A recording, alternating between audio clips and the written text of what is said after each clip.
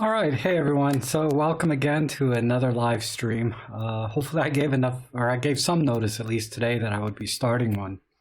But what I want to do today was really talk about lenses because I got a question from one of the comments in my other videos about they were trying to decide between a 25 millimeter lens and a 17 millimeter lens, and they wanted some help deciding which one to get. And I thought actually that was a good question because it is a little bit hard to answer, right? It always kind of depends on what kind of photographer you are.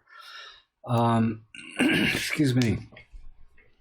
So first, let me just say hi, everybody that's here right on time. I appreciate that. I'm sorry I started a few minutes late. I'm still trying to figure out where all the buttons are on the screen to get the stream started. And I've done a lot of videos on comparing the 14 to 42 kit lens with the individual primes and pro lenses, and and it stood up pretty well considering it just comes with a camera usually. And I usually recommend for most beginners that's really enough. Maybe add in the other kit lens, the 40 to 150, and it's usually $99 all the time. There's very small windows where this lens is at full price, but more often than not, you'll see this for $99. And I always tell anyone that asks, this is probably your next best lens because this will really expand your photography. And that's kind of how I think about buying lenses, is how is this going to expand my photography? Not so much is this lens sharper than that lens. Because I know when I first started, getting serious about photography, and this was like 2012, I always said, I really watched all these reviews and comparisons, and I'd say, oh, I have this lens, but I don't think it's as sharp as this other lens, so let me buy that one. And I ended up with like 3 Sigma art lenses, the 50 millimeter 1.4, the 24 to 10 something, I think it was a 105 f4, and then I had the 18 to 35 f1.8, all for my Nikon system. And they were all huge and heavy, right? And shortly after buying the Olympus EM10 Mark II, I sold all of those lenses back to the camera store for, at some loss, right? As you would expect. I lost about 30 or 40% on each one. But it just wasn't worth it to me to carry all of those lenses. And yeah, they were sharp when you pixel peeped, 400%. You could see a slight difference, but the cost of those lenses, as you know, they're starting at $600, go up to $1,000 for those lenses. And it was just a big waste of money. So I bought a nifty 50 for $99 on eBay. And, long as I was shooting at like f2.8, it was sharp as anything I could get out of that, $800 50 to 1.4 Sigma art lens I had. And then ultimately, the sharpness really made no difference to me in growing my photography.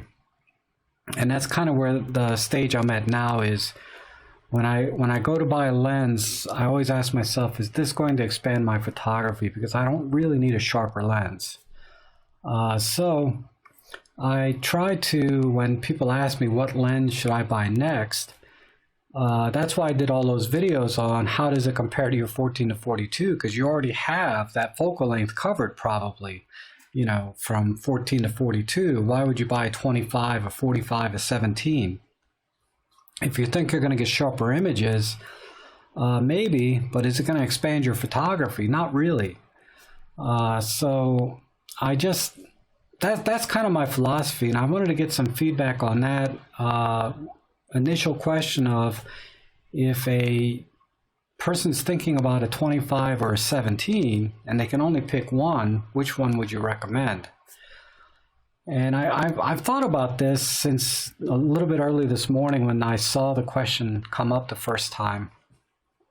And I'm leaning towards the 17 millimeter because I feel like that's a more versatile lens, particularly when you're on vacation and travel. That wider field of view will let you capture more. If you're taking pictures of, cathedrals or whatever sightseeing thing you're going to do, having that extra wide lens, I think would make all the difference. And it's also better for, like, if you're at a family of 4 at a table, you don't have to stand so far back. You can just stand up where you're sitting and take a picture of everybody, or hand the camera to the waiter and they can take a picture of everybody without having to back up. For most of this video, I'm going to be talking in micro four third terms. I'm not going to do that 35 millimeter equivalent, because when I say a 25 millimeter lens, I mean 25 millimeter lens on micro four thirds, not 25 on a 35 millimeter. Because my brain is just kind of switched over to 25 millimeters on micro four thirds and what that looks like versus what it would look like on a full frame camera. Because it's very confusing, I know, to, when you watch these videos, if you're not familiar with, lenses in general, it's very confusing when someone says, this is a 20 millimeter lens, a 40 millimeter on a 35 millimeter equivalent. And it's like, that's a lot of numbers, right? For somebody just getting started. So you got the 45, but it was too narrow for using alone for a day. Yes, it is a tough lens to use all by itself, but then that's the challenge, right? But yeah, I never take the 45 out by itself. I did that a couple of times, and because I intended to. But if I was going out and I didn't know what I was going to run into that day for shooting, I would bring the kit lens and the 45. Like I said, it was a tough call for me to recommend the 45 over the 25, but I kind of gave my rationale for that for beginners, if that's going to be their first prime.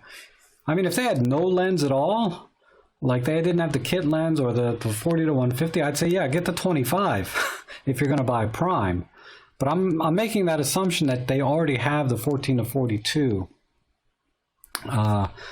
But like I said, that's just my opinion. That's just what I would do. It doesn't mean I'm right. It just means that's what I would recommend if someone asked me. And people do time to time. Yeah, all the micro four thirds lenses, if you want to get the great Vanzini's asking 4/3 is 2x multiple. And all of them are, if you want to convert them to a 35 millimeter equivalent focal length. So if you're coming from a full frame camera, I think that's handy to help you convert when you're looking at micro four thirds lenses. But if you're starting with micro four thirds lenses, or have been using micro four thirds for a long time like I have, you don't think in full frame terms anymore, so you don't need to do that multiplication in your head. When you get a 25 millimeter lens for your camera, you know exactly what it's going to look like, more or less. Yeah, the 40 to 150 for birding in good light, because it's a very slow lens. And yeah, the kit 40 to 150, it's good for birding in good light. I would not use this towards twilight or the sunset hour. Like, if you're within a couple hours of sunset, you're going to have a hard time with this lens, because you're going to have to crank the ISO up to like 6400. And for general photography, that's not a big deal. But for birding, cranking your ISO up is a problem, because then you'll start to lose all the detail in their feathers and wings and all of that. And the birds are going to look muddy, because you almost 99% of the time you have to crop in on bird pictures. And if you're at a high ISO, they're just not going to look good. So this is fine in good light for birding, but not if the light starts to drop and you have to crank your ISO up. Okay, so Samir is saying he's got the 17 1.2 Pro lens. That's fantastic lens. I'll never buy it personally because it's so expensive.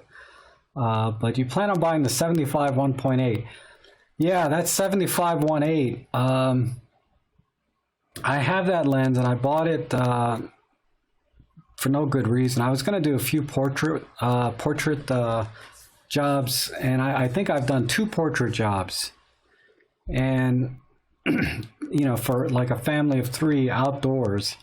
And the problem I had using that lens was I had to get so far back to get all 3 of them in the frame that any depth of field or shallow depth of field that I was hoping for was virtually dissolved away relative to my 45 millimeter f1.8, because the 45 I can get a lot closer and get them all in the frame, and then the depth of field is pretty much the same.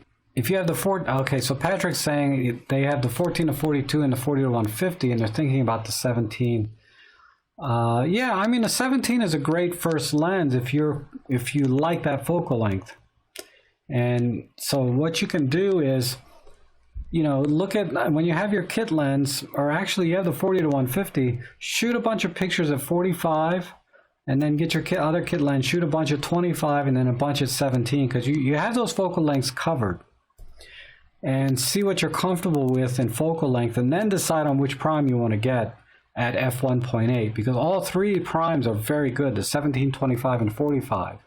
I've always recommended the 45 if you're really just getting started, but you know, the truth is in the meat, right? Because what do I actually use personally? I end up using the 17 1.8 the most. The truth is in the pudding is what I meant to say. Andreas is asking about the 9-18, excellent lens. It's not one that I have because I have a 7 to 14, but the 9-18 is excellent sharp lens. It's just not very fast, so you need to be conscious of where you'll be using it.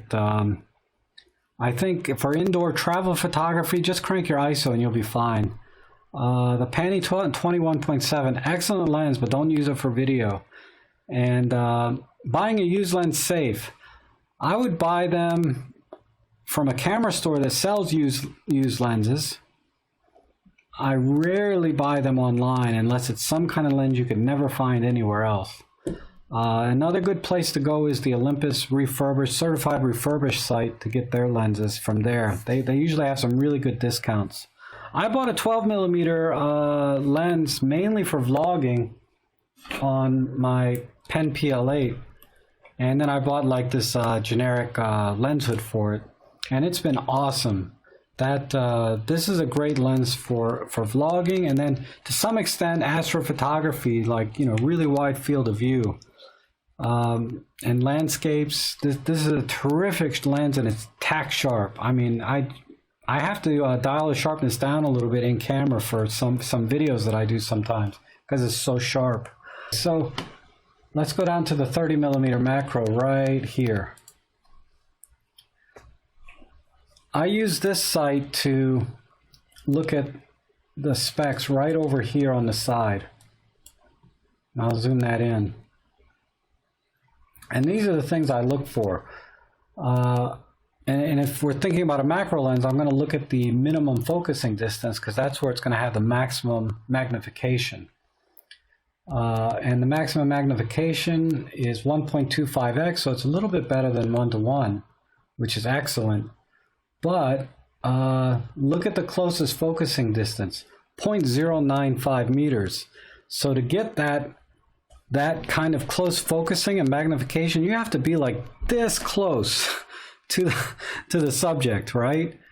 And that's you know, so it's a little bit misleading that you can get that kind of magnification, but you have to get this close. To me, that's not usable. But maybe it is for you, right? Maybe you're thinking of like really tiny insects and you can get that close, then maybe, yeah, that would make sense. But for me, that's something I would look for if I'm looking at a macro lens. And then I always like to look at the weight of the lens. So this one's 128 grams. So what does that mean? How does that, gosh, I don't think, sorry, I have to zoom this in even more so you guys can actually see it. So there's the closest focusing distance here, and then the magnification and the weight.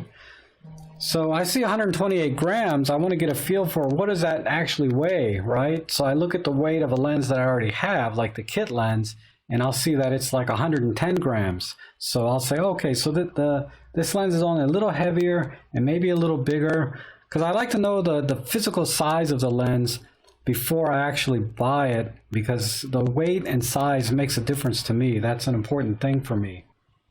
Okay, the next question I see is about the 12 to 40 Pro and extension tubes.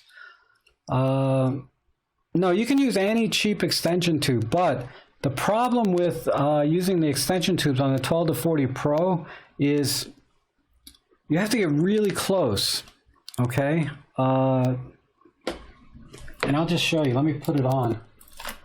I never use it anymore for that because it's how close I had to get, but here's my Olympus EM10. I got a battery, all right. And then I'll put the 12 to 40 Pro on. This is a 16 millimeter extension tube. So let me see. All right, so even this is, yeah, I can't even focus on this. And that was at 12 millimeters. So let me extend it all the way out to 40 millimeters, okay? And see if I can get it to focus. Yeah, see how close I have to get before it focuses even at 40 millimeters?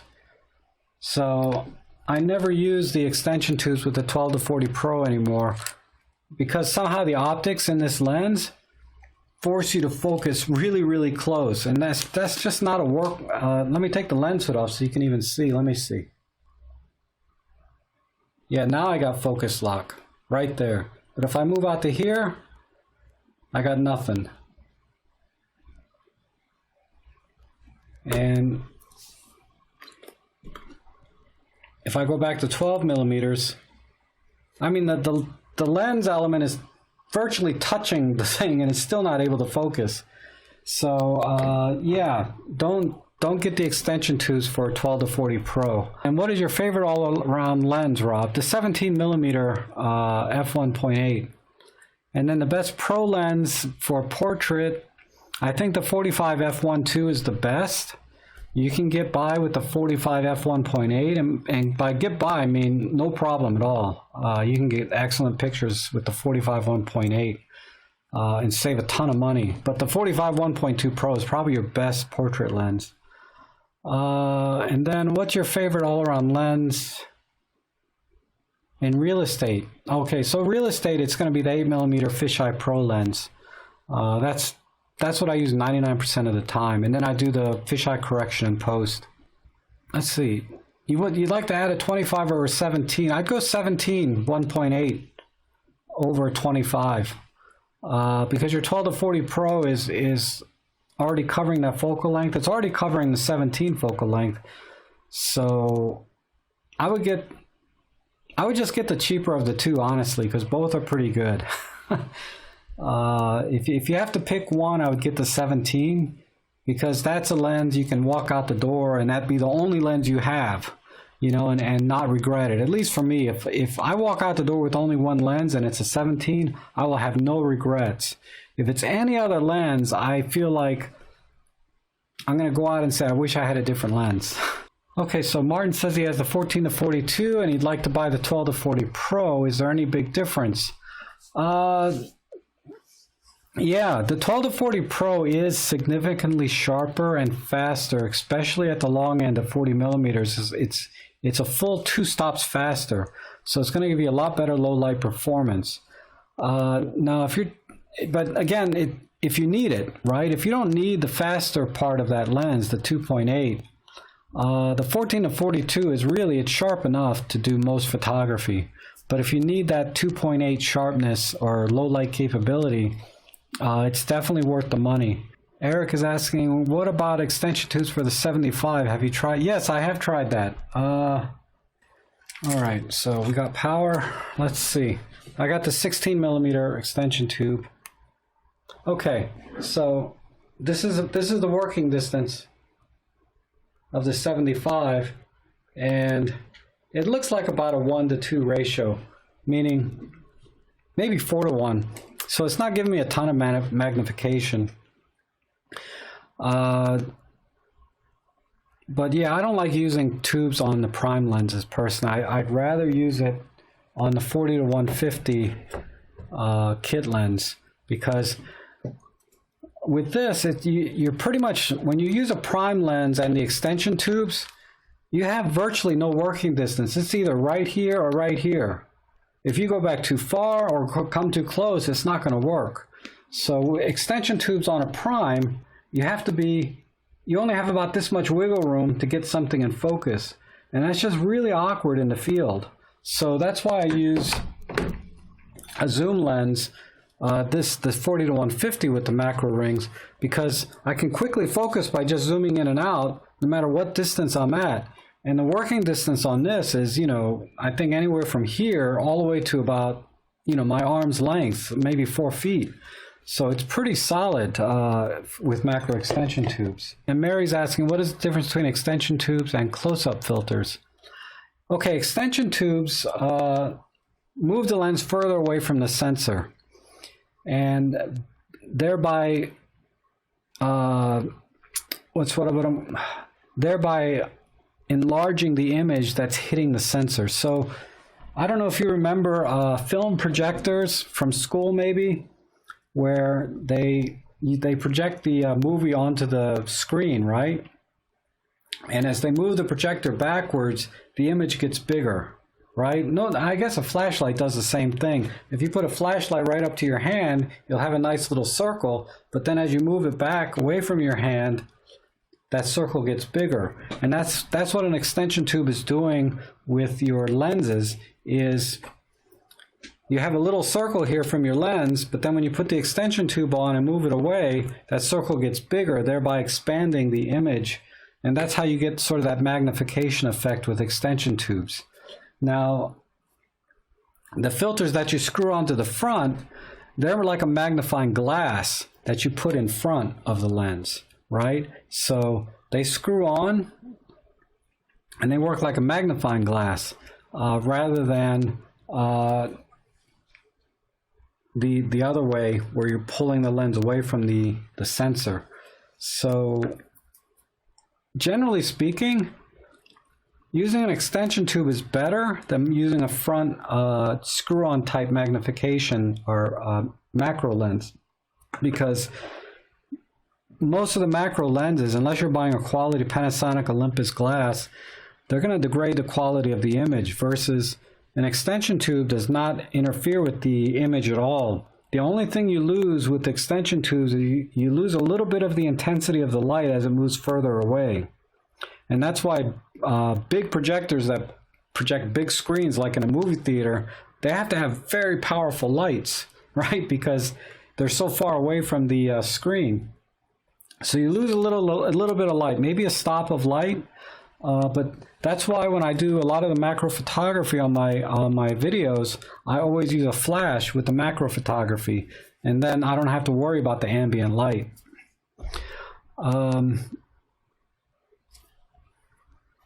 Okay, bye, Christine. I'm sorry if I missed you.